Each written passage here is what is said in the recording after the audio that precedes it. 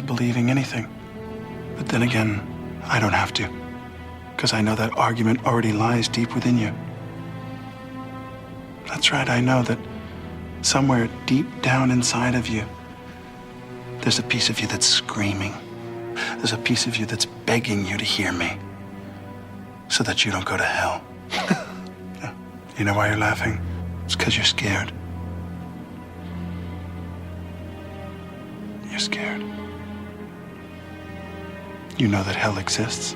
So, Scott, you sent us a cryptic video of you pulling a sword out of a man's throat. Yeah. A crowd of cheering maniacs. So I had a short film in a short film festival this past Saturday. A short film by me and Ash's sister. That's right. Yes. And so it was the East Coast premiere of It Came From the Drain. If you want to see it, you have to DM me because Vimeo is bad. Anyway, already getting sidetracked. So I'm at the short film festival, and there was, to open the block before the one I was part of, there was like a band. So I was like, oh, okay, there's like some live performances going on. And then to open the my shorts block, there was a guy who walked out in a clown suit, and he had a bunch of like face tattoos and stuff. And I don't know why that matters. He's in a clown suit. That's the crazy thing. All clowns will have face tattoos by 2030. Yeah, who was that guy we watched? I was just trying to think of who was the clown that we watched who like exposed Satanism and like was a priest. Oh, wow. We should cover him We should cover him. He was horrible. Definitely. I had horrible like energy a clown from him. barber in LA. Yeah, clown barber LA, and he was like, I saw Mel Gibson or Nicolas Cage at demonic parties. It was so stupid. That's we should Richie the Barber. I just do a tandem episode of that with Court and Chaos. We should have him as a guest for Court and Chaos. That's a fucking great. When you're right, you're right. But so anyway, you also met a clown with face tattoos, not Richie. Barber. Yes. I did. So he had like a case that was like a mini coffin case. And then first he pulls out a 15-inch sword and explains how this is like this is about as short as a respectable sword swallower is going to use. 15-inch sword. And says it's very dangerous, and explains that if it goes a little bit to the right, a little bit to the left, a little bit to back, forward, whatever, which parts of his body it would puncture, yada, yada. And then he says, and to make it twice as dangerous, when I swallow the sword, I will bend over. And if I don't do it just right, and then he explains what could happen if he doesn't do it just right. So he's like bowing basically with a sword in his body. So he does that. Yeah. Everybody claps. It's crazy. It's the first time I've seen a sword swallower in person. And then he goes, now I'm going to bring out a 20-inch sword. And then he brings out a 20-inch sword. And same thing. Swallows that and then bends over doing that. And he goes, and now to make it 3 times as dangerous, I'm going to have you come down and help me to, and he's pointing directly at me in the crowd. And I'm like, oh my God. And I do not like crowd work, like absolutely in comedy in general, right? I'll just be like, next place, come on, get out of here. But in this case, I was like, oh my, I had so many thoughts in like 1 second, right? Like I'm getting in a car accident or something. And, or having a panic attack. I'm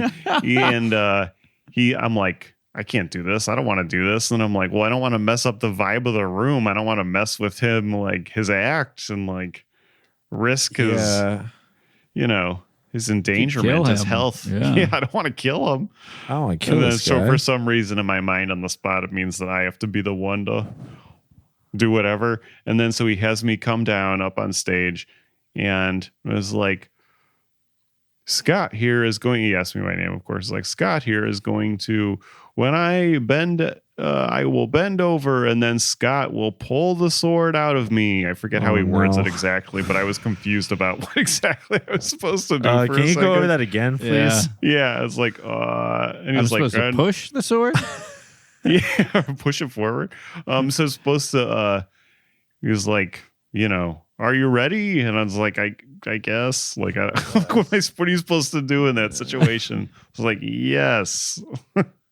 And then he swallows the sword, turns, bends over, kind of like make eye contact with me, like his eyes are up at me. Then he like looks down at the sword real quick, like, like almost cartoonishly. Making eye contact. God. Yeah, like while bent over with a sword sticking out of his body, making eye contact while throating that thing, while bending over with throating the sword. Oh, man. And then so I took it at first. I thought he was gonna like back up, but he was just like waiting for me clearly. So I was like, just started pulling it out and stepping back, and 15-inch that was the 20-inch sword, 20-inch sword. And I was like, oh my God. So then you can see at the end of the video, I'm holding it like it's like a, dog shit in a bag or something. Like I don't want to hold, like I'm so, I'm like holding it out like, here's your thing back. And then he goes, and now to make it even more dangerous, I'm going to do what is called a reverse sword swallow. Scott here is going to hold the sword out at a 90-degree angle, and I will swallow the sword that way, bent over. Oh my God. So I actually please just let me sit down. This is so upsetting. Because I had to like insert the sword into him. I had to like that is horrible, dude. Shove the sword into his throat.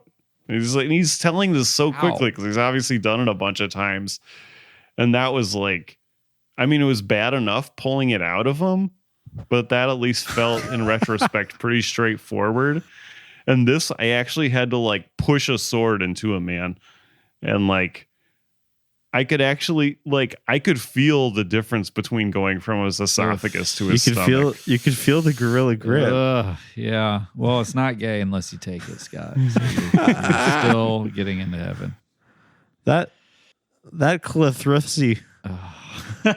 And so like just that clearance of the esophagus to the stomach was really upsetting. That is horrible. Yeah. That's wild. Yeah. And then he turned and stood up and, pulled it out, and everybody's like, whoa, yay. How do you learn how to do some? You start with little cocktail swords and work your way up.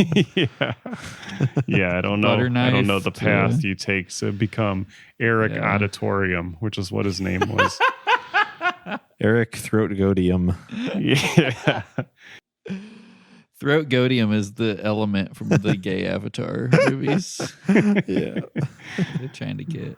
But then to reward me, he gave me like 2 car scent danglers. What are those things called? Dude. Like an air freshener?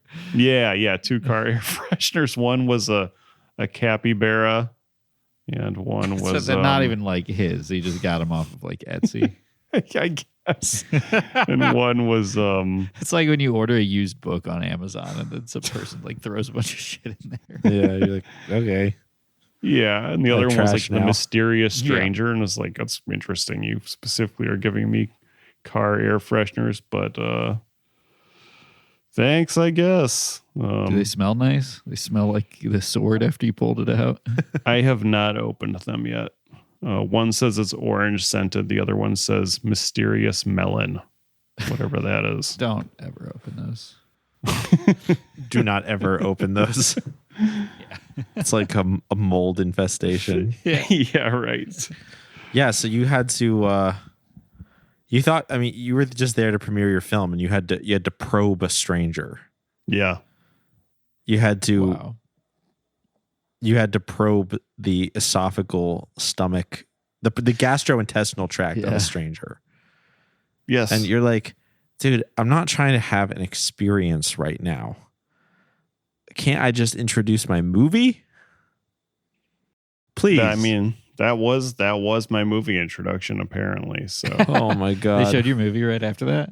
yeah, so then after that happened, the shorts program began. Me and Andy's was like played second or third last. We were part of the climax. It was good. Nice. Good. And it went over very well, which was nice. But it was funny because no, it's not like anybody watching it realized that I had a film in it when I'm partaking in the sword No. experience. No. In that moment, you were simply the man who probed a clown's throat. It was crazy. I just can't, I have no problem if somebody's like, and I'll have you come up, huh? Being like, no, I don't want to do that. But the way in which it was presented, where it's like this madman just saying like you, and it was like, I don't know. You were not given a choice. No, it was like in that same like moment where I'm having all these thoughts. It's like, well, it's just somebody else will be stuck doing this instead. Who would want to do this? And if they do, is that really safe? Anyway, yeah. At least you can trust yourself. While I was like, he was about to start taking the sword down his throat from me. I was like, I didn't sign anything. Like in my head, I was like, what if something happens? I mean, I'm not really at fault here, right? I'm gonna try my best. Sued by the auditorium family. Yeah. Involuntary. The auditoriums. Yeah. Auditoriums versus Whiteman. The charge, involuntary throat fucking. Clown slaughter. Involuntary clown slaughter. Well, that's a little miracle. It's mortifying. More proof that we're living in the end times. We will see men doing miracles, performing miracles, claiming to help you introduce your short film. But really it's for ulterior motives that we can't fully wrap our finger around. We can't wrap our minds around. Yeah. Could be. This is it, y'all. Yeah. We're post-rapture. I think we're in post-rapture now. I think so. Is this the first we episode? think Oh, yeah, you're Rapture right. Talk was Wow. real. Dude, the news cycle is so short. I completely forgot the rapture happened this Remember week. when it was like 2012? It was like we had like months and months of anticipation for that. They That had is movies coming out anticipating it. Mm-hmm. It really did. And then, we talked about it for a little while afterwards. And now it's like you had like 4 days to be ready for the rapture. And now it's like, nah, who cares anymore? Yeah, you had 4 days to be ready for the rapture because a guy said so on TikTok. Yep. And the promo cycle for the end of the world is days. Yeah. This doesn't bode well for. So we are now living in the post-apocalypse. Yeah. Well, it's like I watched a documentary on one of those cults. I can't remember which one they were, but they were the documentary was just them preparing for the rapture. And then on the day of the rapture, they all ran around and chanted. And when they got in, they were like, it happened. Like everything's changed. Wow. Yeah. But the world obviously didn't end. But I was thinking about how people are left behind to do battle against the Antichrist. Yes, against the clown barbers and the clown sword swallowers. And all you those basically can't lose. It's either oh, we got the date wrong, or it's it happened and you're left behind too. And if you are one of the Christians who are left behind, you're just well, I guess I have to start mowing people down. Yeah. God put me here for a reason. He kept me behind for a reason. That's always what the pastor in Left Behind is saying. Yes. Yeah. Yes. Well, it happened. How sad and lonely do you have to be to want to go to heaven? To want to go to heaven or to want to? I mean, I'm You're in heaven already. I have the best friends in the world. I wouldn't want to be raptured if we weren't all going. Yeah. Why do you think of a bunch of them are going to end up in hell? No, I was thinking more I would go and everybody else Yeah, would be. No. Yeah, I mean, yeah, But no, it nah, just kind of that's feels not like. happening. I just would be sad if I didn't get to hang out with my friends. No, I completely agree.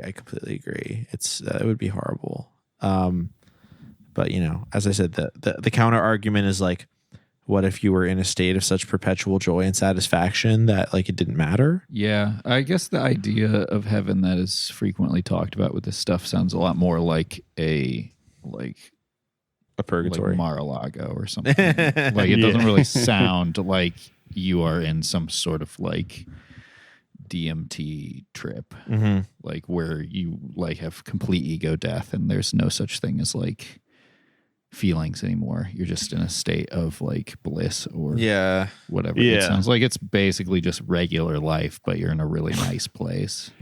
It is interesting I didn't really clock this until I watched a bunch of the Ormond movies back to back. But like once you think about like Dante's Inferno compared to like people's general explanation, Mar-a-Lago-esque explanations of heaven, it's just interesting how much more creative people get when it's about cruelty compared to like a nice time. That's a really good point. Yeah, we can think of 1,000 ways for our enemies to be tortured. But we can think of very little that could happen as a good thing for us. Like, think of how amazing L'Inferno looks, the 1911 Italian movie we covered. And like, has there been any heaven movie where you're like, wow, that looks so sick? Like A Little Piece of Heaven with Kirk Cameron, where heaven is just like heaven is just like an abandoned shack where Kirk Cameron lives with 2 foster children. And he's like, hey guys, we're in heaven. I buy that one though if you are hanging out with your friends. If you have property that's kind of like out of sight but close enough to town. Yeah. Lock That would them be in there, nice. say, this is heaven, folks. This is as good as it's going to get. I would like that. Let's start the show. We have a dense movie to talk about today. Lots of heaven and hell and other topics to discuss as well. Let's do it. Welcome back to Boys Bible Study. We are currently recording this podcast from prison. We have been held against our will for, you guessed it, refusing to take the mark. Yeah. We are in prison for, you guessed it, being white. No, we refuse to take the mark, and we're all here. But we're all here together, and we smuggled in I smuggled in a Zoom recorder up my ass, so we can still record the podcast. This is Boys Bible Study. This thing smelled nice. It's like the mystery sword melon. I was thinking it's like the sword that comes out of the clown's throat. Well, I'm Ash. You here. pull that thing out and it's got like part of a chewed up hot dog on the end of it. I'm Ash here with my co-hosts, Scott and Julian. Yes, welcome back to Boys Bible Study. This is a free episode to maybe anyone is checking out our show for the first time. We are fresh off watching a brand new David A.R. White film. About 2 weeks ago, we watched the newest addition to the voluminous David A.R. White discography, or filmography, I should say. And that movie was called A Line of Fire. So today we're throwing it back to some Y2K era, maybe you could argue classic David White era. Yeah. David White, no AR. Call me gun control. The way there's no AR. I didn't realize this was from like 2004 when I started watching it. So I didn't know if it was the same David A.R. White, and I was also surprised to see him so young. I thought there was some strange makeup going on. But then when you heard that beautiful voice saying things like, "We have to get out of here." Yeah, you can tell the pre-divorce and post-divorce David A.R. White. Yeah, you knew you were in good hands. So this is us throwing it back to another David film we have not yet watched. Also, continues our ongoing theme of exploring rapture-related movies, especially after the rapture that all of us either didn't happen or none of us were good enough to get lifted up. I was driving around and I was like, what if I just see like one person just floating up into the sky? That'd be awesome. Just one. Yeah. That'd be so fucking crazy. It would be crazy. That would be a good ass person. Yeah. They're probably the nicest person you ever met. Get hit by a drone flying up. Well, yeah, this movie is called Six. And what inspired you to choose this one, Scott? Was it Rapture? It's been on the list for a little while, but it came across my feed again recently, and I thought, well, Stephen Baldwin. I know there's another Stephen Baldwin movie we want to cover very soon, and I could see David (A.R) White in the background there. I was like, that's probably a good follow-up to A Line of Fire. Sure was. Yeah, like the Rapture stuff, like you said. And there was something I read that suggested it would be more a little more 90s actiony than what we usually cover. Mm-hmm. Yeah, I mean, you were absolutely right. You know, it was certainly star-studded. Should also mention that Eric Roberts in the movie. Yes, which I briefly did not realize until I started watching it. His trademark 5-minute appearance in a Christian film. Yeah, usually get him right at the beginning in like a scene where it seems like he's one of the main characters, or right at the end. That's how he does. Some more stars, just to name them. Jeffrey Dean Morgan. Yeah. As Tom Newman. Very young. He was quite young. I don't know anything he's in other than The Walking Dead, which I haven't even seen. I haven't seen it, but from Wikipedia I learned he is best known for playing the character Negan in the AMC horror drama series The Walking Dead. He also was in the film Supernatural, and it seems like he had a recurring part in Grey's Anatomy for a couple of years. Okay. He's also in The Boys. Okay. Which I've never seen, but that's a very popular show. Yeah. So, you know, pretty acclaimed television actor. I'm not a pedophile. Yeah, fair enough. I've watched The Men. In a small role, Andrea Logan White. We were just talking about her because we spent David A.R. White's was she the prostitute? ex-wife. She was a prison guard. She had a pretty small part. Okay. And actually, I was wondering with this, they were together from 2003 to 2020, right? Oh, that sounds right. I don't remember off the top of my head. I think so. So I wonder if they met on this set. Like it came out in 2004, so on the set of Six. Damn, 17 years. It's crazy. Also, while we're just naming stars here, Mike Norris as Mutant, uncredited. Mike Norris was in this? Did you recognize him? I didn't recognize him. Was he the bald guy with the like? No, well, that couldn't have been him. He was the Mutant. Who was he? I don't even remember. I didn't see him. Yeah, allegedly he was in this movie. I didn't see him. I didn't recognize him. I mean, he also would have been pretty young. Wow. The gang's all here. And I want to include in this list, this isn't a name that we like say all the time, but he's in all of these fucking movies. Kevin Downs, right, the director of this movie, who's also the co-star with David A.R. White and Jeffrey Dean Morgan. He directed this movie, and he was in so many fucking movies with David A.R. White. He was in all the way back to End of the Harvest in 95. He was in Mercy Streets, Time Changer, 3. Wow. Mom's Night Out. Yeah, he was in 3 and 6. Well, unfortunately, 7 ate it. Oh. So it's never coming out. He was also in Mom's Night Out. He was in some movies that are pretty famous, but we haven't covered on the pod, like Courageous and Faith of Our Fathers. Oh, he's in a 2004 movie called Birdie and Bogey. We should watch this. It's a golf movie? Yeah, it's a Christian drama film directed by Mike Norris. Yeah, Whoa. we gotta watch that. We should watch that. Year. Mike Norris directed the fucking LIV try to fucking assassinate him for that one. Yeah, for Birdie and Bogey. It's a golf movie. Kind of looks like a reverse Challengers based on the cover here. 2 women and 1 guy. Yeah, and Mike Norris is the guy. Yeah, I feel like that. And they're trying to run away from him.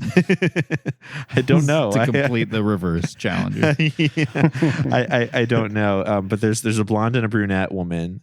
And that'll Mike Norris. definitely turn you gay if you're 2 women fighting over Mike Norris is the guy. I know who's in the cuck chair tonight. Kevin Downs was also in another Christian golf movie called Bobby Jones, Stroke of Genius. Huh. It's based on the life of golfer Bobby Jones, and it stars Jim Caviezel. What? This is a fucking gold mine. I don't know if this is Christian, actually. It feels like it should be because it's Malcolm McDowell and Jim Caviezel are in this movie. It's called Stroke of Genius. We're watching that. That's crazy. Yeah, Bobby Jones, Stroke of Genius, also from 2004. The second of 2 golf Christian movies from 2004 that Kevin Downs acted in.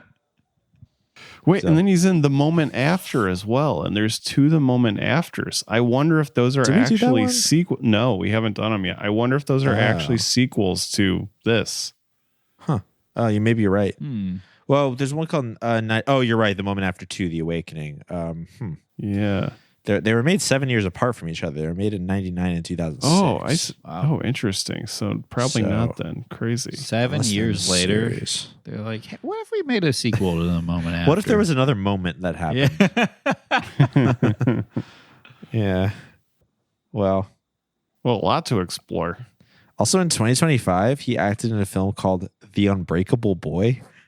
The cover of it is really funny. Whoa. Wait, 2025? Yeah. I saw a trailer for that. Okay. It's a boy wearing a jester hat. I think that played before the best worst Christmas pageant ever. You know what? I kind of feel like you're right because I remember like a boy in a has brittle bone disease and he's on the autism spectrum. The only one in the theater when that happened. Yeah, or maybe I was seeing another one. It was like I distinctly remember seeing that in theaters where the person or people I was with were not in the theater. I left to cruise in the bathroom or something, and I missed the Unbreakable and I remember Boy thinking, trailer. I wish that person was here to see this. Yeah. Wow. Kevin we got to Downs see this too. So, yeah. I feel like Kevin Downs, like he's been in a bunch of shit and I'm sure we've said his name on episodes before, but I feel like we've never really like noticed him. And we should. Yeah. So, that's our homework for 2026 or whenever. He looked fucking crazy in this movie. He did. He looked cool. I liked the way he looked. Yeah. He looked kind of demonic, but he was like a Christian guy. Yeah, he was the good hacker, the white hat hacker, right?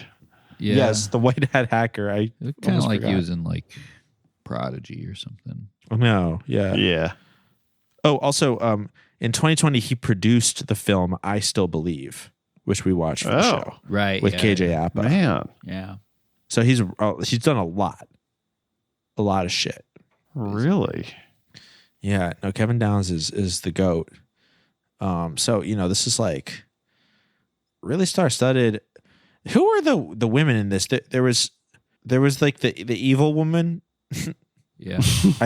I think her name is like, I don't know. She was Jessica, right? Jessica spelled weird, Jesseca. That sounds right. She's also evil because she was like sexually liberated. That was the only. Yes. Seemingly, they really hung up on that being like basically the biggest worst thing about the new times. Yes, let's get into it. Let's get into it because that is the first scene of 6. The first scene of 6 is this movie was awesome. By the way, it was awesome. Movie. It was awesome. I liked it. I hated the like second act when they were just in prison talking, but it's pretty boring. I thought the first act was great, and then as soon as they got out of prison, like I kind of perked up a little bit. Yeah.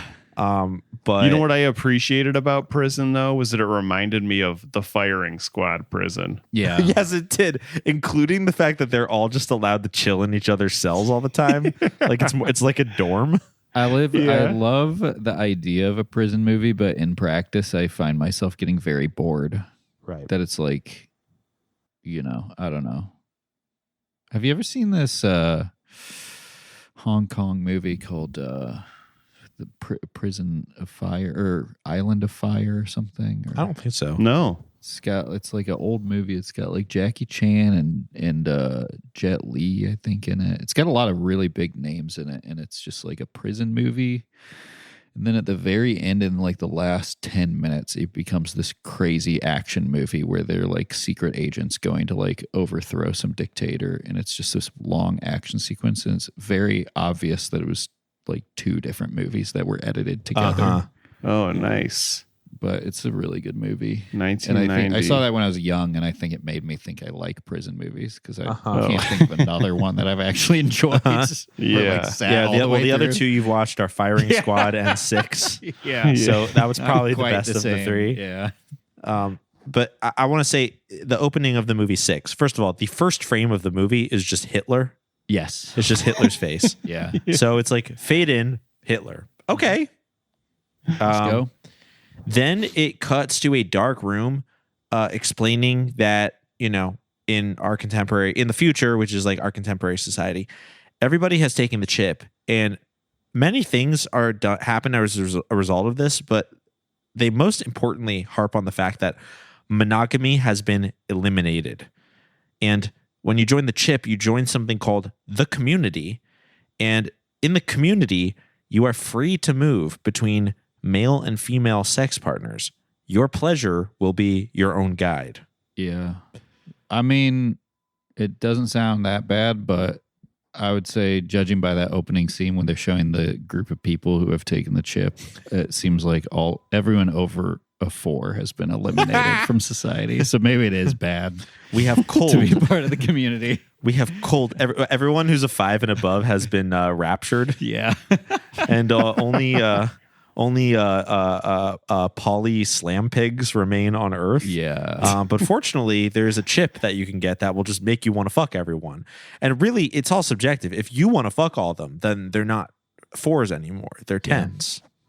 So, and they also say this thing how like if your job has been eliminated by the community, you will be given new job training. So I was just that's like, nice.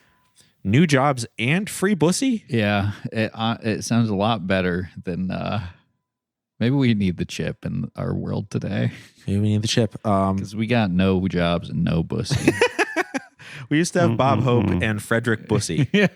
Now we have no hope, no jobs, and no bussy. So maybe the community is on to something. I hear Zoran Mamdani is currently running for mayor, promising the same things. So Who's going to pay for that? We'll see how that goes. Who is going to pay for it? That's what I want to know. Also, everyone can live to be over 200 years old. Yes. That sounds horrible. It sounds really bad. But all the 4s that you can penetrate. At the age of 190. Hey, there'll be new age gap discourse where it's like, honestly, if there's more than a 60-year age gap between you and your partner, you are a rapist. Yeah, it seemed like you can live well with the chip. And the great leader, what was the name of the guy in charge again? Oh, great fuck, leader. I don't think I wrote that down. Yeah, they just call him like the fuck. Man, I think it is just like the leader or the great leader. The great leader. I forgot to write that down.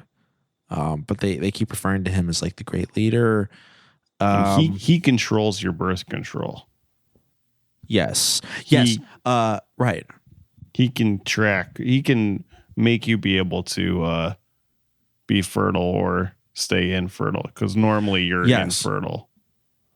Right. And that's the fun thing about taking the chip is you can fuck anybody you want, male or female, and mostly it's automatic birth control. Yeah. But when the great leader wills it, a man can get your pussy pregnant, and you can seahorse carry babies to term.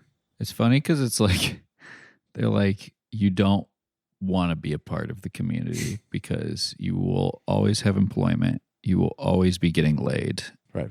But you will be forced to worship this one, our God. Right. And that's the only way you can receive these benefits. But then they're like, I don't want to be a part of the community.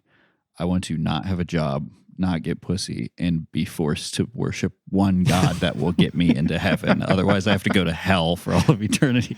No job, no That's hopes, the no freedom of cash. choice. That's tough. Yeah, it's a tough one when you put it like that. They've taken away my choice to worship the one singular God who will get me into heaven. Right. Now, And you go to of jail course, for the rest of your time on earth. Yeah. which is 3 weeks. If you're a Christian, they send you to jail for 3 weeks and they execute you on the last day by chop chopping your off your head off. head. Yeah. But now, obviously, this chip in this community is supposed to just be a metaphor for our already decadent times. I mean, most people don't have a literal chip implanted in them, but everybody is fake bisexual. Everybody's in a damn open relationship. Yep. And is anybody happy? Well, yes, frankly, they are. Yeah. But that's wrong. They shouldn't feel that way. You're not supposed to be happy on Earth. You're not That's supposed not to the be point of happy on Earth. They took that away from us when we ate Right. the apple. Right. It's Fucking frankly baby boomers. It's frankly disrespectful. Yeah. To be happy on Earth. So we don't want to do that. I just read something recently about how it wasn't an apple, and that just got like made up within the past few hundred years because somebody made the fruit, which is just like we don't know what the fruit was in the garden. It was a metaphor. They did like a play on words because it was like meant like bad thing, but like was like the same word for apple in like French or something like that. I don't know. And then that ended up just being what everybody called it now, an apple. So King James was like, jot that down. Yeah. yeah. He was like, it's an apple now. Yeah. Fuck King James. Yeah. And then the people who made the fucking leap were like, you have to eat apples. If you don't eat an apple, Yeah. like the doctor will not. The doctor will get you.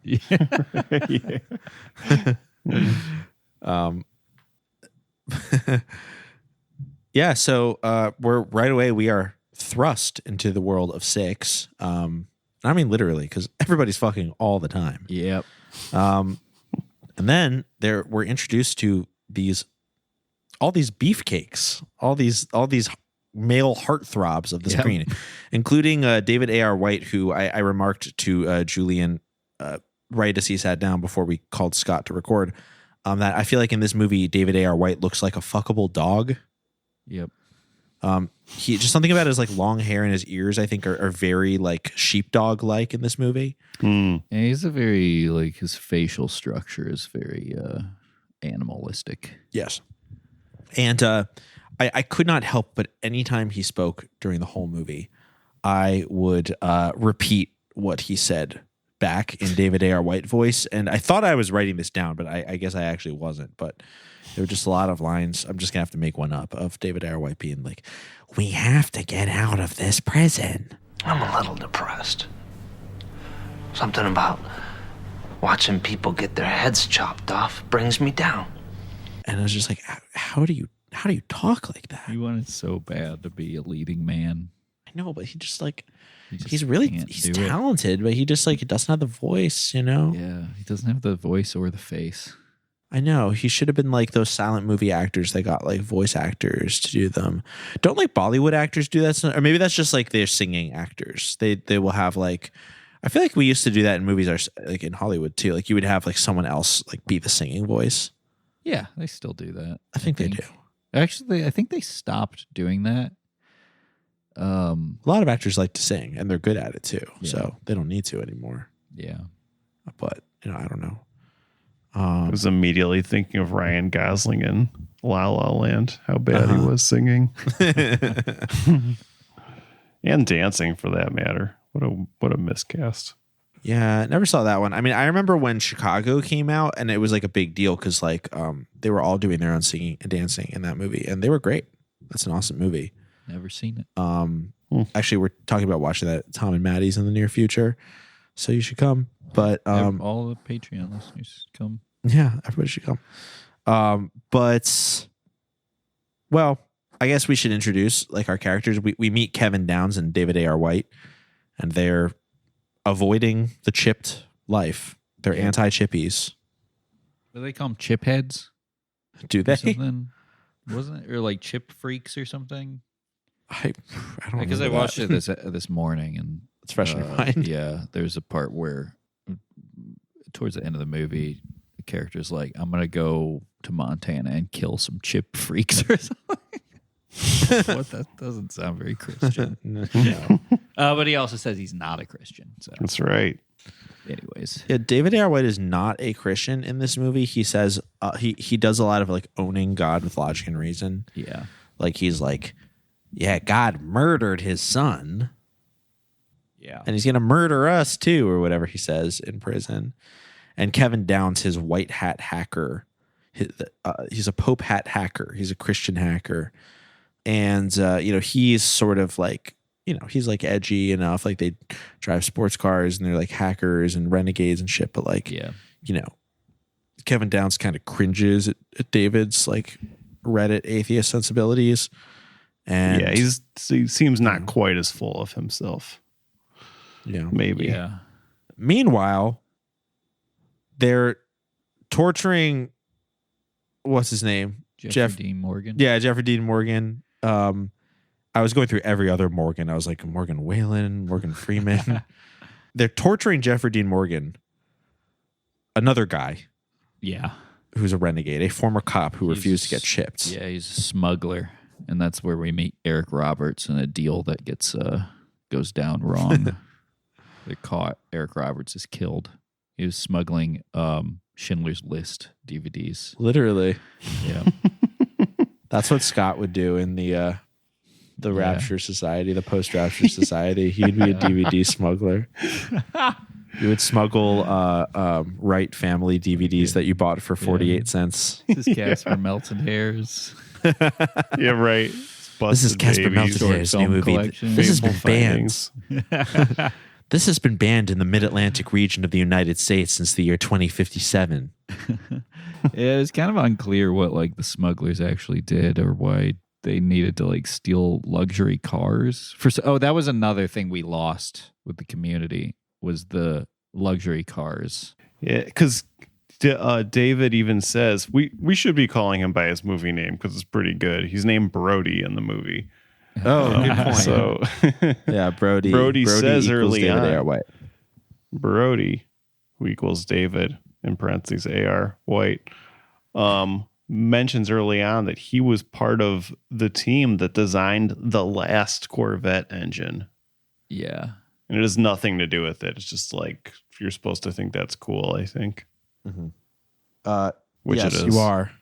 Which it is. But like, we're meeting these different sort of renegade guys that are eventually going to form like, a super group. Yeah.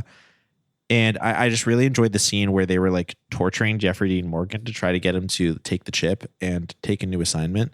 First, they kind of psychologically torture him by sending his hot ex-wife after him. Yeah. And having her say things like, I know I took the chip, but I still remember us. Yeah. And he's like, now I have to share you with every other guy in the community. I get it. I couldn't be in the community. It's no fun. No. If everybody's fair game, then Where's the I'm not thrill? interested in anybody. Exactly. I can't drive my luxury Yaris around. No. It's bullshit. We used to have innovation, human innovation, the Toyota Yaris. Yeah. We don't have such things anymore. The community has made it moot. But they torture people in this movie by putting them in like a weird like torture crucible Yeah. that like they kind of vibrate and a narrator says like, now you're going to feel like there's broken glass stuck in all your orifices. And then they press the button and he goes, ah! Yeah. We don't see any of that, but it is kind of cool that they can make like specific, torture experiences for you.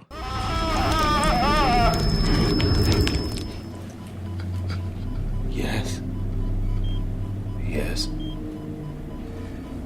Feel the skin being stripped off of your body, peeled away. I fell asleep watching this last night, and I had a dream I was tortured. It was actually really scary. Wow. That's really scary. Jeez. Effective movie. Yeah. Better get the chip. It didn't make me Christian. Yeah, it just made me better want the chip. get the chip. Give me the chip, please. I liked they had the weird ghoulish guy, and he was tormenting him, and he was like, he was running down. Here's all the feelings that he made him feel. He was like, I made you feel like your guts got ripped out. Yeah. I made you feel like your skin got pulled off. And I made you feel like you had glass stuck in all of your orifices. Yeah. Did they ever explain why that guy was like had no hair and was like ghostly white with these like sunken eyes? He was Why the he only looked like person. Uncle Fester? Yeah, and nobody else he was looked the like that. only person in the movie who looked like that. And they never explained why. I don't think they did. He looked like he is in your house right now, Yeah. frankly. And they never explained why. Yeah, they tortured this guy sort of by the power of suggestion. Then like later on in the movie when they had David in the machine and he was like, I was like, oh, they got him going out again. It's a great movie device because you don't actually have to show any torture being done, but you just describe it to the audience. They're just really sweaty. And no, it's like, great. Mm-hmm. That's good low budget filmmaking in my opinion. And Yes, it's probably exactly. fun as an actor. Definitely. Yeah. It's that tell don't Rambo. show technique. Yeah. I was thinking they could have just skipped all pretense and they could have whipped his balls through a chair with no seat. Yep. We have learned some things about filmmaking since this movie. There's been advances in filmmaking. Yeah. And one thing we learned is that it's very effective on screen to whip a man's balls. That movie was awesome. What, You Casino learned Royale? that? And then he was in In Casino Royale. We watched that recently. Oh. And then he's in like a wheelchair the rest of the movie. It's so good. Yeah, because he got his pussy ate too good. Well, Scott, was it when you were still in town when we watched the ball whipping scene in Casino Royale through the windows of the Greyhound pub in Highland Park, Los Angeles? No. It was after an Everything is Terrible show, but I can't remember if you were in town for it or not. You might have moved already, but like we literally, there was like 15 of us and we all had our faces pressed against the window of the Greyhound. Yeah, we were they kicked us out before the scene in the movie, and we were all so excited to see it. And they were like, "Bar is closed, you got to go." And we just watched it through the. We just continued watching doors. it. We were like screaming. It was so funny. This is really funny. It was really funny. Like the employees were all, they could obviously hear us. They were laughing. We were all going like, "Ah!" Like when they whipped his balls. It was really funny. They did not do that in this movie. Missed opportunity. I would agree with that. fucking put off getting the chip for as long as possible if that was. Oh, please don't whip my balls through a chair with the seat ripped out. No. But yeah, those are kind of our guys that we meet in the first act. Yep. You know, The And then once they ex-cop, get to prison, Brody rather, and Jerry. Those are the Once they guys. get to prison, the Stephen Baldwin reveal. Yeah. was, When he pops out of the amazing. shadows. Yeah, Oh, yeah, that was the good. crowd goes fucking wild. yes. Stephen Baldwin plays Luke. He's a prison preacher, kind of similar to Kevin Sorbo's character in The Firing Squad, where there's just like a really nice guy who lives in prison. Yeah. It's kind of funny because we also learn in the world of this movie that like people in that prison get executed like every 3 weeks. Like that's like your longest stay there. So it's kind of funny that we met him and he had this like established community going. I was like, you're So an I've old been there head for 2 there. days. How long you been in? 2 weeks? Yeah. The other thing I forgot I wanted to mention just in this dense lore of this movie is that the reason they're torturing Jeffrey Dean Morgan is because they want him to join the community. Even they allow him to join without taking a chip, as long as he assassinates Elijah Cohen. What was that? Is I that don't know like the an best anagram community. for something, or it is such a strange name. Yeah, It was like somebody I went to fucking Sunday school with. yeah, Yeah. And then he's like Jesus too. Like I would honestly think like the way he was acting and what he was doing, he would be the Antichrist. Yeah. because he's the one confusing. like doing miracles and being mysterious and making claims. That's the thing about these movies that is always so perplexing to me, is that like they make the Antichrist like so very obviously evil that like the Antichrist isn't the Antichrist supposed to like unite everyone? Yes. And be like a charismatic, like likable person. This is also why I'm like, Trump clearly isn't the Antichrist, because only 48% of people like him. Yeah, not exactly a unifying It's not force. like he won 100 like Saddam Hussein. That was a popular guy. Everybody did love him. Yeah. Yeah. Consistently got a 99% approval ratings. It needs to be somebody everyone loves. Yeah. Everyone loves. Maybe it's like a dog on Instagram or something. Ooh. Moodang. Yeah, maybe it's Moodang. Yeah. The hippo, right? Yeah. Yeah. It could be.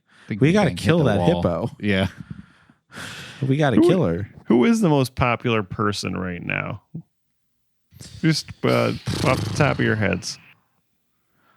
Most popular person. Yeah, who's like not disliked, just generally well liked by most who know of them. I feel like I don't know if this is still true, but at one point recently, the most followed person on Instagram was Selena Gomez. Okay. Oh, And I feel like she's pretty like non-controversial. Like that's I feel true. like you don't hate Selena Gomez. You might like not really care about her or not really know what she does, but you don't really like hate her. She seems like a nice person. Yeah. All the controversies, like things done to her. Yeah. Right. Yeah. I'm just going to Google it. Who is the most popular person voted most popular in human race? Yeah. Who's that lady I was going to go as for Halloween? Amelia Earhart. The nun. Sister Hong. Yes, Sister Hong is the most popular. Oh, I see why you said the nun. Yeah. No, this says Also, Cristiano Ronaldo is number 1 by total cross-platform reach in 2025. Wow, that's crazy. that's interesting. Yeah. I guess I can see that. Well, anyway, we were discussing how the Antichrist will have to be a popular, almost non-controversial, perhaps. Yeah. person. Not And a it is funny. politician. Come on. Yes, it is funny in this movie that they build up, as you guys already said, a Jesus 2 figure in this Elijah Cohen. He's described as like a guy who kind of warps in wearing a wooden cross necklace and like helps you and then like disappears, Yeah. like despawns. Did he have something on his forehead or not? I can't. Maybe I'm misremembering. There was like that scientist at the end who had like the chip in his forehead or some shit. Right. I don't remember about Elijah Cohen. I do remember like to me the funniest Elijah Cohen appearance was when in the flashback of the one black inmate in the prison, which I only point out because he was like in prison. He was like, I used to live a bad life. Cut to a flashback of him blaring hip hop music and just looking out the car at women's asses and being like, you look good, baby. Dude, Look at you. Hey, cutie. You want to ride? Move! That's right. Back away.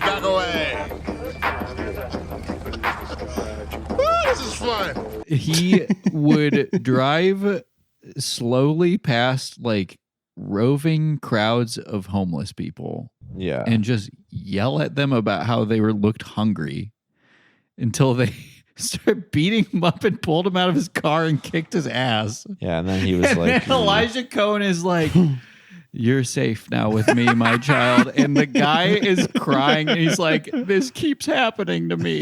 It's like, you're not like, you're just a bad person. Like, why do you deserve to be saved? You literally, why is Elijah Cohen ignoring all of the hundreds of starving homeless people that this guy is just harassing? Yeah. Like, he was justifiably beaten up.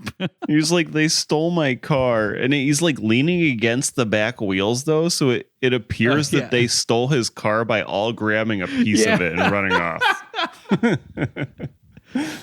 It was crazy. I was like, I don't know. I don't really understand why this man needs like redemption. He's just a prick.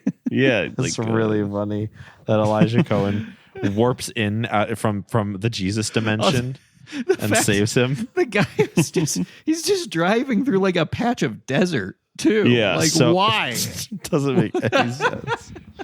Why is like he he's slowing down? basically the equivalent of you just drove slowly through a skid row and we're like, I have a car. Do you have a car? Doesn't look like you have a car. I have a car. Do you have a car? Doesn't look like you have a car. And then why do they keep beating me up? Yeah.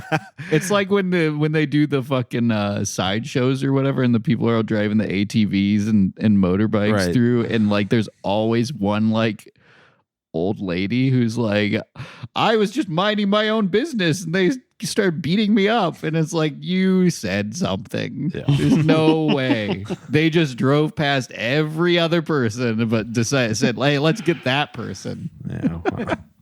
I was just minding my own business, my business of saying racist things when I feel like it. Yeah. Trying to run over the people who were driving past me. Yeah. Well, Elijah Cohen performs miracles, and they want, Jeffrey Dean Morgan's character to kill him as a result. But he's in prison with, Luke, Stephen Baldwin, and with Jeffrey Downs as the hacker and David A.R. White. Yep. And they're all just like, they spend the entire second act of the movie just doing like theological, like really, really midwit, like theological debates with each other. Yeah. The worst kind, where it's just like somebody says something like, well, what about this? And then they respond with a Bible verse. And it's like, okay, well, that didn't really answer my question. Oh, he tells the story of like the virgins and the lamp oil. That was fun. And then David A.R. White is like, so Christ wants to deflower 5 virgins because they took the lamp oil? At midnight, the cry rang out, "Here's the bridegroom." Then all the virgins woke up and trimmed their lamps. The foolish ones said to the wise, "Give us some of your oil, our lamps are going out." "No," they replied, "there may not be enough for us both. Go buy some yourselves." While they were on their way to buy the oil, the bridegroom arrived. The virgins who were ready went in with him to the wedding banquet, and the door was shut. Later, the others also came. They said, "Open the door for us." But he replied, "I tell you the truth. I don't know you. Therefore, keep watch. For you do not know the day or the hour the Son of Man will return."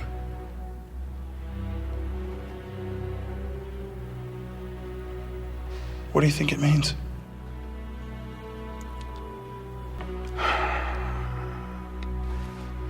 Christ only wants to deflower 5 virgins because the others forgot the oil.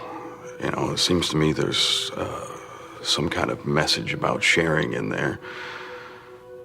I mean, aren't we supposed to share? Maybe it should be called the 5 selfish virgins. It's like, bro, you got to listen. You're not getting the full story here. Being very ignorant about God. From my notes, getting boring in the second act here. Why do they let them all hang out in prison? They do on this whole thing about like nature is proof that God exists, and then David A.R. White is like, but Pascal said that you can't prove God in nature. And they were like, but Pascal was a Christian. Fucking mic drop. Okay, Great. Let's do this for 45 minutes, please. God has made himself evident through his creation and his eternal power. That is a crock, and you know it. What's a crock? You ever heard of evolution? Besides, you can't prove God from nature. It's been shown to be impossible. It's the cosmological or the teleological argument, and it was destroyed by Hume and Pascal. And Pascal? Oh, he was a Christian. You didn't know that? Oh, well, I guess you don't know very much at all. Got him. And there's Bible verses written all over the prison walls. That's kind of the opening to that, actually, because it's like David is just like reading a Bible verse off the wall. Brody. Right. Brody. At one point, Jeffrey Dean Morgan almost kills or does kill Stephen Baldwin. Yeah. He's like beating him up in his cell, and they can all hear him. And Kevin Downs is like, you can't do anything about it. And it's like, well, that's weird because it seems like they can just come and go and hang out in each other's cells all the time. So Yeah. are the doors locked? It's like a Montessori prison. Yeah. Yeah. So I don't know. They get out though. They do. And they take the guy with them who clearly killed the one nice person in prison. Right. Because they believe in him. Well, Stephen Baldwin, he has some kind of supernatural ability, as evidenced by his like close communication with God. And he knows that Jeffrey Dean Morgan is gonna kill him. And he also knows that Jeffrey Dean Morgan's character is like crucial to the project of, you know, subverting the community. Yeah. Yeah. So it's again, Stephen Baldwin is another like Jesus. He's like Jesus 3. If Elijah Cohen is Jesus 2, then Luke is like Jesus 3, or he's like John the Baptist or some shit. Yeah. I think he's supposed to be like a John the Baptist type character. Yeah, I think Jesus you're right. 6. Jesus 6.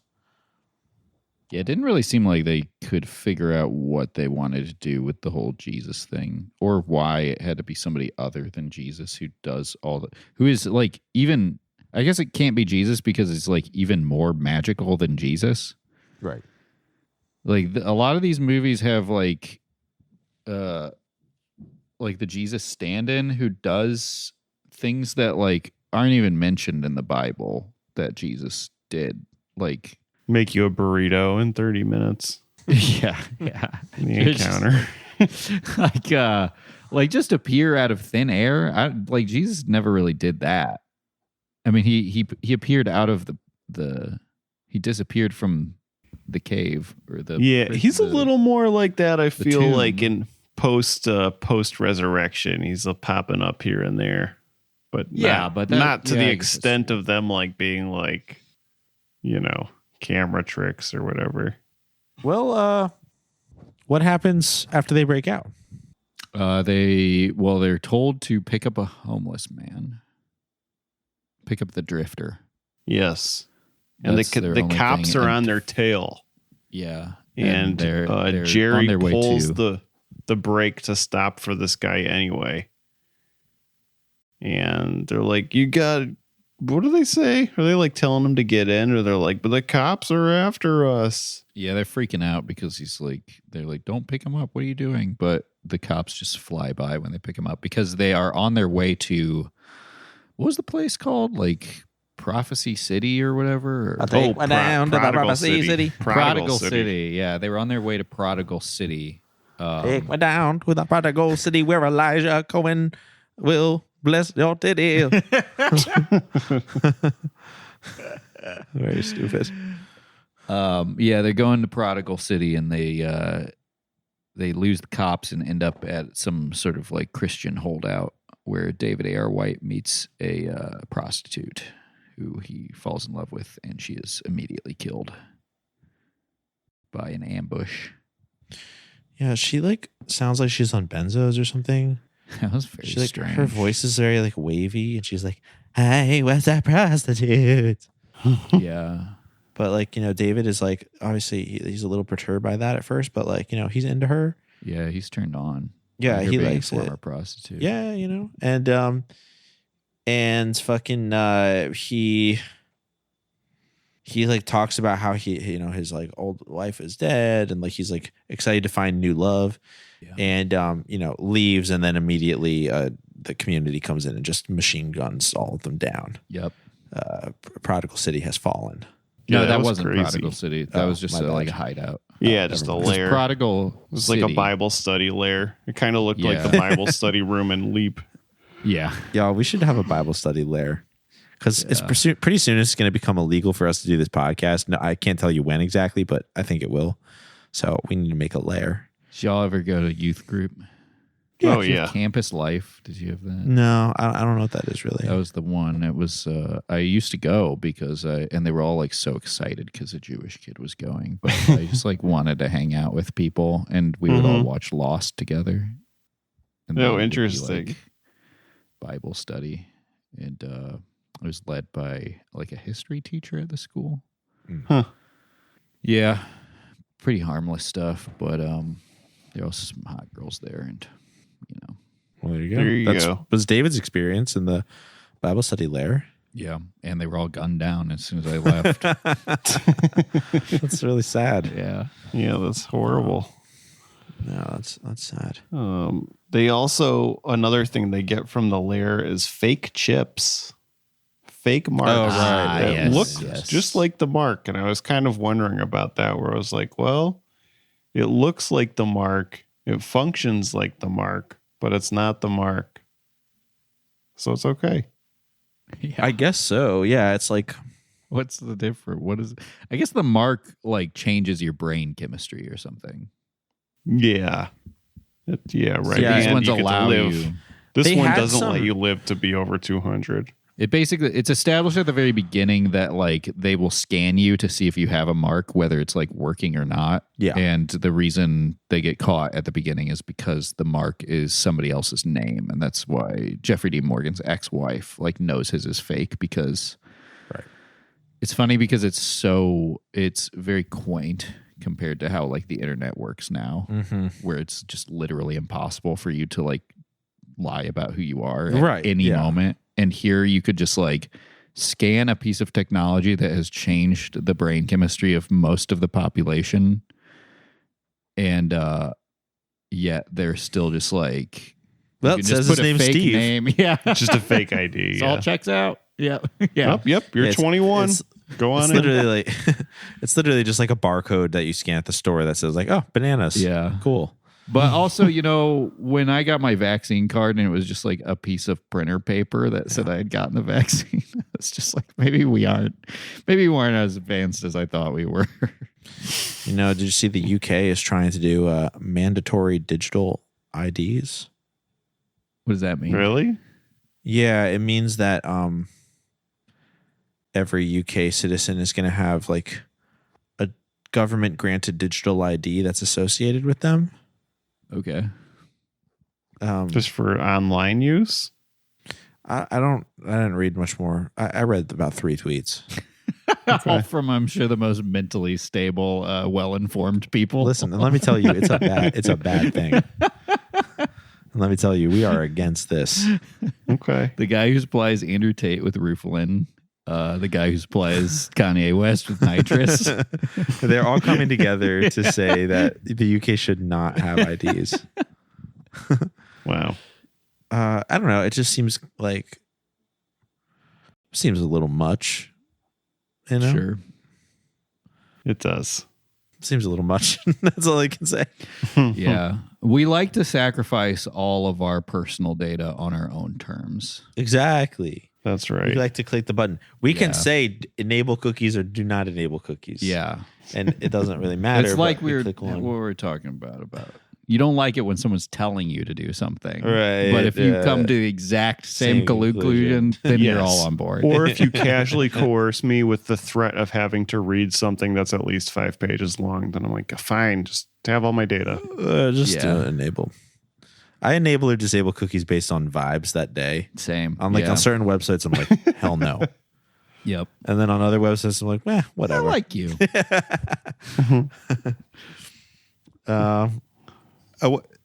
What? How does this movie end? What happens? Yeah. They make it to Oh, yeah. They bust into the headquarters of some shit and are hacking. It's like the greatest hacking moment ever. And yeah, they hacked the planet. they hacked the straight up planet. do. Yeah. There was like a weird scientist guy who had the chip in his forehead. And then they shoot a bunch of people, a bunch of guards, and then Elijah Cohen shows up. And the bad guy says, "I'm blind," is his first response to Elijah Cohen. And Elijah Cohen is like, "You've been blind your whole life." Which I thought was a very strange exchange because he just unprompted just goes, "I'm blind." I'm blind. Yeah. I was also watching a tiny bit of this movie at like 1.5 speed, so it was very jarring to hear that. Yeah. But they I'm make blind.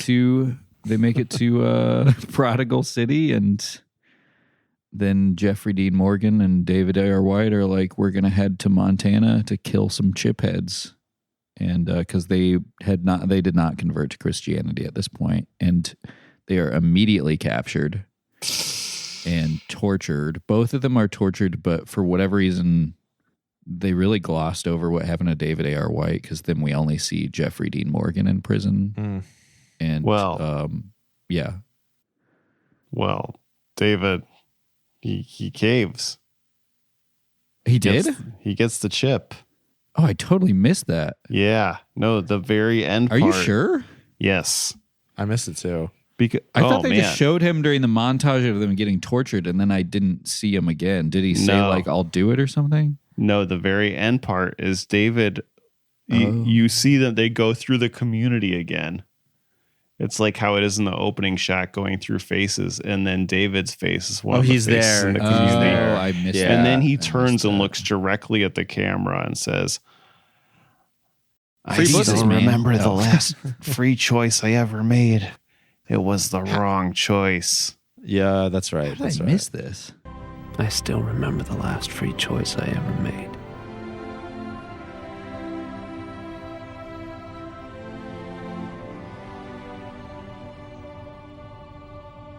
It was the wrong choice.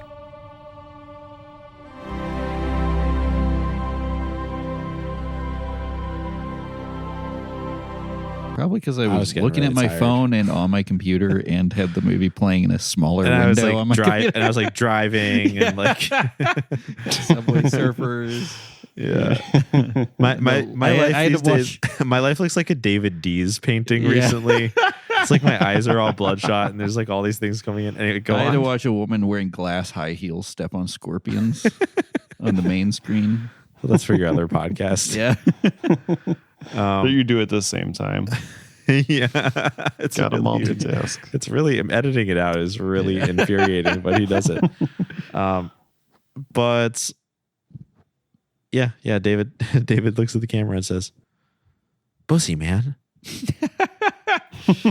And Jeffrey D. Morgan is sentenced to death, and he accepts Christ at the very last moment, and he is decapitated. Yep, and he happily goes up to get decapitated. Yep. Hell yeah. And that's the end. The end. No capitated. I love this movie. It was did good. drag Yeah. for, I would say, majority of the movie, but I liked the ideas and I liked the presentation. It was like a classic. This feels like a movie I would have watched on my own before we did this podcast and would have Yeah, it looked good too. I Loved. felt it was a would have nice. been able to pay attention to if I had not seen about 180 of these movies in the past 4 years. Well, that's a good point. It is like a specific type of rapture movie that we've seen a lot. I know. But it looked good, and like it was interesting really to good. see a movie like a 2004 movie that's like shot on film. So it has, because it's like a bigger Yeah. Christian movie, it has like a slightly dated like rapture style, I guess. But yeah, I don't know. It had like a look too. It just felt like a little bit more like a 90s thriller than a 2004 movie should, but that's a good thing. That look is just so uncanny and it's captivating. It's I like agree. so ugly, but you can't look away from it. If you're me, who likes to look at ugly things. I just felt like Force. Nothing but force. I just felt like the first act of this movie was so strong. Yeah. Like the first third of the movie, I was like, yes, like they did it. Mm-hmm. And maybe if I were a little less tired, I would have appreciated the ending more. But from there, it kind of wound around too much for me. When they were in prison, I really lost a lot of momentum. But the way they set up the movie and like all the different actors in it and just like all the stuff, I was like, this is awesome. I Like, love like shitty sci-fi movie that's just like exposition at the very, like, as soon as it begins. Yes. And it's just like a really stupid idea, a really stupid person's idea of what like the worst case scenario for the future is. Mm-hmm. Everybody's getting laid. Everybody has jobs. There are no more classic cars. It's time to rise up and fight. If you are going steady with a girl, you need to leave the country now. Yeah, I liked all that. I almost feel like Stephen Baldwin threw it off. Even though he was like taking the role very seriously, of course, but it was just like it wasn't his fault. He didn't fit the vibe of that. Was a bad casting choice. As happy as I am to see him in this movie, it's just looking at him. I did not get the idea that I was supposed to believe anything he was saying. He just has this look of dumb. He looks dumb. His mom took a lot of Tylenol when she was pregnant. They got to have somebody who looks, I don't know, smarter. Somebody who's like believably wise. Stephen Baldwin's never going to carry that. Well, hold on a second. Yeah. Not only was he in Biodome, he was also in the Genius Club, where he was cast as a man who looks like he has a 150 plus IQ. It's so funny how he's like, maybe he thought people were making fun of him after he was in Biodome, so he spent the rest of his career trying to like convince people he's smart. I only need movies where I'm smart. Maybe 150 honestly, IQ maybe. People. But it's called the Genius Club. I bought Genius Club more because he's like kind of like a surfer dude who doesn't give a shit that he's really smart. Which is that was a better cast for him. Whereas this, he's supposed to be like Morgan Freeman, basically. It's like not going to work. He's supposed to be like wise prison guy who all the other prisoners look up to for advice and wisdom. Mm-hmm. Who would be better? Who would have been better from them? Who we could have seen? Kevin Sorbo. Yeah, but he in was 2004 though. Who's like a Braden guy? Sorbo. Just a sperm then. Who is so Braden Sorbo is running for office, I hear. He is well, okay, so I actually right before this I watched that podcast episode of the White House pod where David had Kevin on. And towards the end of it, he mentions that Braden had just written his second book, which I was like, what? Just published his second book, rather. And I think a lot of people are doing that with the advent of Chat GPT. Well, that's a good The point. amount of books people are writing people aren't talking about the unexpected benefits, is that barely literate people are suddenly able to write books and have them printed overnight. Yeah. That's a good thing. And he was saying that Braden is pretty excited about politics now and was a young Republican, and he's like looking to run for office like soon. He like wants to do politics. So good for him. I mean, the youth will save us. Mm-hmm. Yeah. He will run on the single platform of not letting women vote. Yeah. Well, there's like about to be like 150 new congressional seats in Texas, so you can take one of those. You can take one of those. Great. It's a seat warmer. Yeah. For the new electoral seats. Anything else from 6? Because if not, I think we could go ahead and rate this one. Yeah. 6, the Mark Unleashed. Running through the Mark with my woes. 6, 7. Yeah. This was a good movie. I liked it a lot.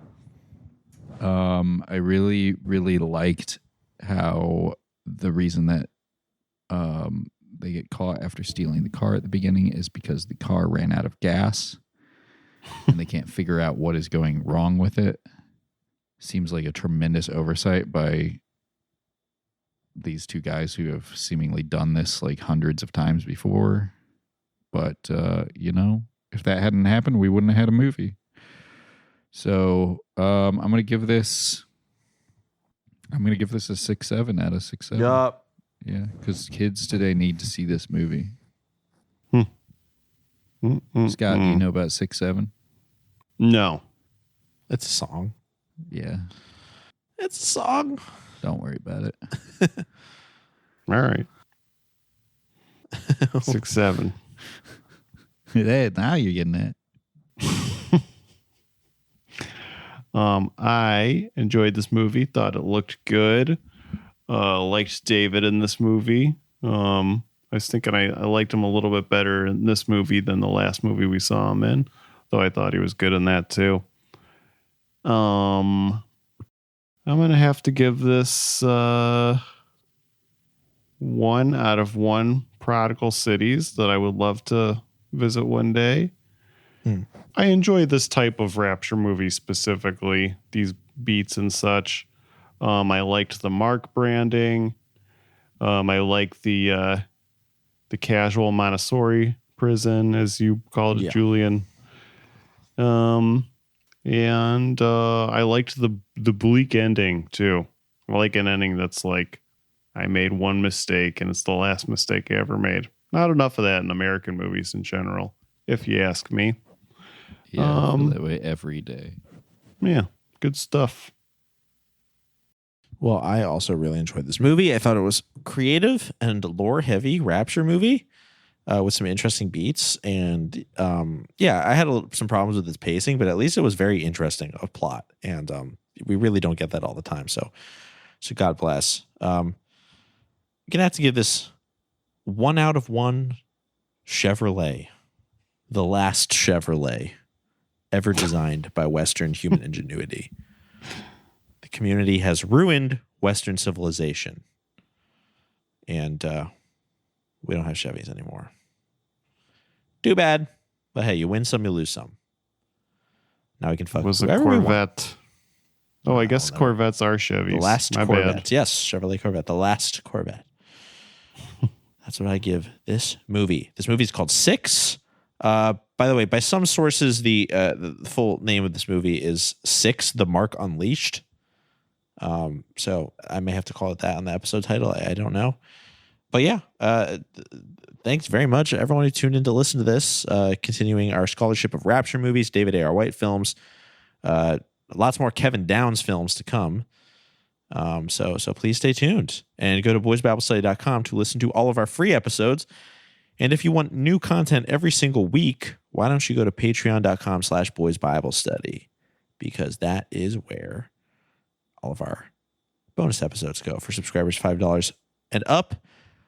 Shout outs to our patron saints at the $20 tier: Nicole, Marissa, Jeff, Mark, and Alex. Thank you so much for your generous support. Also, our outro song is Oh My God by Mary. So from all of us here at Boys Bible Study, myself, Ash, my co-host Scott and Julian, we would like to say peace be with you. And also with you. That's really bad. Forgive me, Father, for I have sinned. I feel you loving me, it's coming from within. Oh my God, my devotion is so unwavering. Divine emotions when you enter me. Every day